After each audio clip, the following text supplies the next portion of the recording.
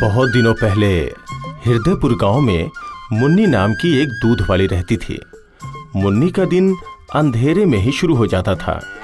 नींद से उठकर उसका पहला काम था गौशाला को साफ करके सुरभि को खाना खिलाना। मुन्नी सुरभि को बहुत प्यार करती थी। सुरभि उसकी प्यारी गाय थी। सुरभि का भी एक प्यारा सा बछड़ा था। मुन्नी ने उसका नाम धवली रखा था।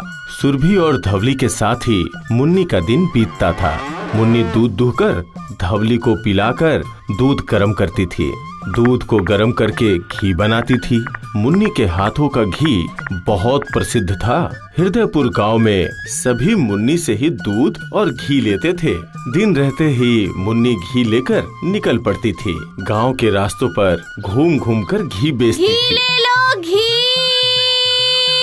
शुद्ध घी, घी ले लो, घी, अच्छा घी, शुद्ध घी, घी ले लो। उसकी आवाज सुनकर गांव के सब लोग घी खरीदने के लिए व्याकुल हो जाया करते थे। मुन्नी, मुझे 1 किलो घी चाहिए।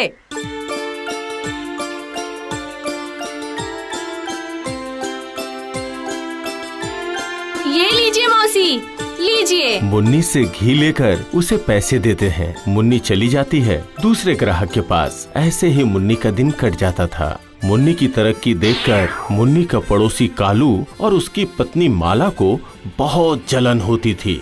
उन दोनों पति पत्नी ने विचार किया कि मुन्नी की तरह वो भी घी का व्यापार करेंगे। एक दिन कालू ने अपनी पत्नी से कहा, सुनो माला, हमारे पास भी तो गाय हैं, हम भी घी का व्यापार शुरू कर सकते हैं ना? पर ये बताओ, मुन्नी के मशहूर होने पर ये बताओ कि हमारा घी कौन खरीदेगा भला? अरे सब हो जाएगा, बस जरा सा दिमाग लगाना पड़ेगा। हाँ, हम उस मुन्नी को कम मूल्य में घी बेचेंगे, जिसमें आधा हम वनस्पति तेल मिलाएंगे और आधा घी होगा। और थोड़ा सा घी की तरह महकने वाला पाउडर छिड़क देंगे। ये सोचकर उन्होंने घी का व्यापार शुरू किया। पहले कालू मुखिया की पत्नी के पास गया।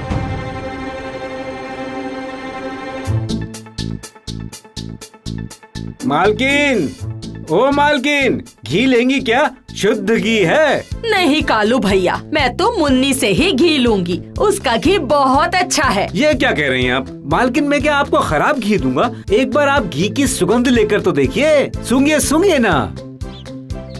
ये कहकर कालू ने घी के बर्तन का ढक्कन खोला। घी के पाउडर मिलाई हुई गंध ने मुखिया की पत्नी को मदहोश कर दिया। वाह, सुगंध तो बहुत ही बढ़िया। मुन्नी के घी में तो ऐसी सुगंध है ही नहीं। अब क्या कहूँ मालकिन, मैं किसी को बदनाम नहीं करना चाहता, फिर भी कहता हूँ, वो मुन्नी है ना, दूध में इतना पानी मिलाती है कि दूध को गर्म करने पे घी से ऐसी सुगंध कैसे निकल सकती है बताइए? मालकिन, आप जिस मूल्य में मुन्नी से घी लेती है ना, उससे आधे मूल्य में मैं आपको दूंगा। ये बात सुनकर मुखिया की पत्नी बहुत खुश हो गई। अब कालू एक बड़ा घी विक्रेता था। मुखिया की पत्नी ने गांव के सभी लोगों को कह दिया कि मुन्नी एक ठग है। अब मुन्नी क्या करती? थोड़ा सा घी निकालकर दूर गांव में बेचने जाती।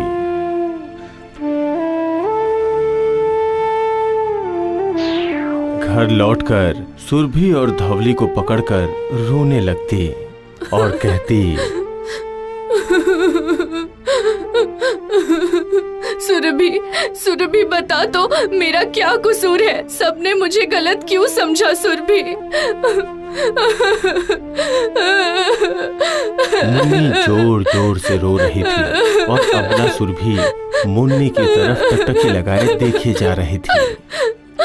एक दिन मुन्नी दूर गांव में घी बेचने जा रही थी। रास्ते में एक ग्रामीण ने उसे बुलाकर जोर से डांट कर कहा, ए मुन्नी, मैं तो तुम्हें हमेशा सच्चा समझता था। तुम तो इतने दिनों से हमें ठग रही थी। कालू के घी की सुगंध तुम्हारे घी से बहुत अच्छी है, बहुत अच्छी है, और मूल्य भी तुमसे आधा है। छी छी छी छी छी, छी मुन्नी, छी। मुन्नी ने चुपचाप सारी बातें सुनी। वो अकेले बैठकर रो रही थी। आज सुरभि की आंखों में भी आंसू थे। सुरभि भी रो रही थी। कालू की खुशी का ठिकाना नहीं था। उसकी बिक्री बढ़ गई थी। उसने और लाभ की आशा में घी में और भी अधिक वनस्पति तेल मिलाकर गांव के रास्तों पर बेचते बेचते वो पहुंचा सत्या हलवाई के घर। उसे देखकर सत्या ने उसे बुलाया। अरे कालू भाई, आज मुझे 4 किलो घी दो जरा। क्यों, क्या बात है सत्या? आज इतना ज्यादा घी ले रहे हो? कोई अनुष्ठान है क्या? अरे बाप रे, तुम्हें पता नहीं है क्या? आज जमींदार बाबू के नाती का अन्नप्राशन है। मुझे देसी घी की मिठाइयाँ बनानी है। कालू ने 4 किलो घी वजन करके सत्या हलवाई को दे दी।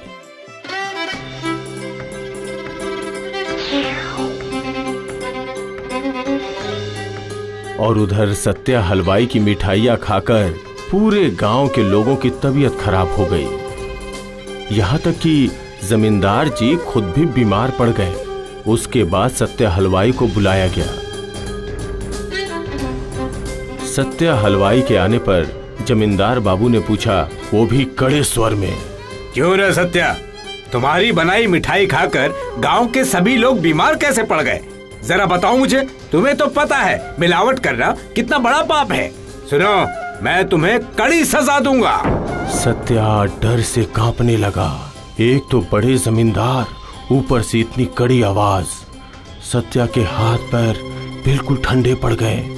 किसी तरह से हिम्मत जुटाकर सत्या ने कहा, बाबूजी, खाना खाकर मैं भी बीमार पड़ गया था, पर विश्वास करिए, मैंने छेने में कोई भी मिलावट नहीं की थी। सिर्फ घी लिया था उस कालू से।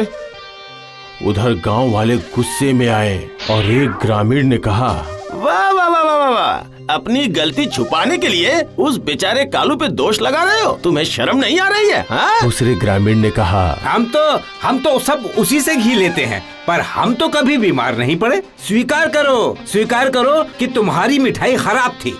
सत्या ने मन ही मन यह तय किया कि वो कालू को रंगे हाथों पकड़कर ही रहेगा। इसलिए उसने मुखिया जी के सामने जाकर कहा,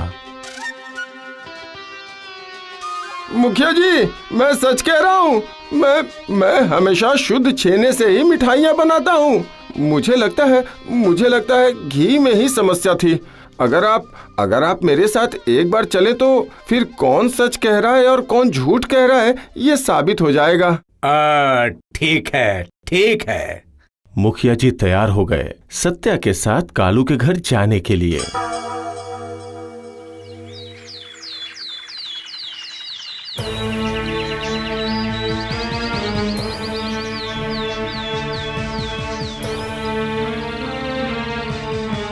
दूसरे दिन सुबह सत्या और मुखिया जी ने कालू के घर की खिड़की से भीतर झांका। उसी समय कालू और माया घी में वनस्पति मिलाने में व्यस्त थे। तभी सत्या और मुखिया जी घर के अंदर चले गए। मुखिया ने कहा, छी कालू, छी, तुम इतने नीच हो कि खाने के सामान में मिलावट करते हो। तुम्हारे मिलावट के घी खाकर गांव के सभी व्यक्ति बीमार पड़ गए थे और सारा दोष तुम मुझ पर डालकर खुद सच्चे बन गए। चलो कल कचहरी चलो, कल तुम्हारा फैसला होगा। दूसरे दिन जमींदार के घर हाजिर हुआ कालू। सत्या और मुखिया जी ने जो देखा था वो सब बताया। सुनकर जमींदार ने कहा, खाने की चीज में जो मिलावट करते हैं वो एक तरह से खूनी ही है, समझे तुम? तुम्हें मैं राजा के कारागार में बंदी करूंगा। बाकी के जो दिन बचेंगे वहाँ बैठकर रोना तुम। सोचना, ज्यादा लालच पाप है और पाप से मृत्यु। उसके बाद राजा के सेवक आकर कालू और माला को पकड़कर ले गए और गांव वाले समझ गए कि उन्होंने मुन्नी पर बहुत अत्याचार किया है। वो लोग मिलकर मुन्नी के पास जाते हैं।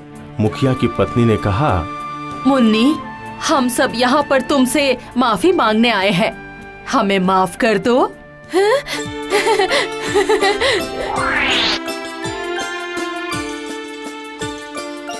अब मुन्नी खुशी से रो रही थी, अपनी सफाई की खुशी से। मुन्नी को पता था सच कभी भी छुपाया नहीं जा सकता, इसलिए सबके जाने के बाद सुरभि और धवली को गले लगा लिया। सुरभि की आंखों में भी आंसू है।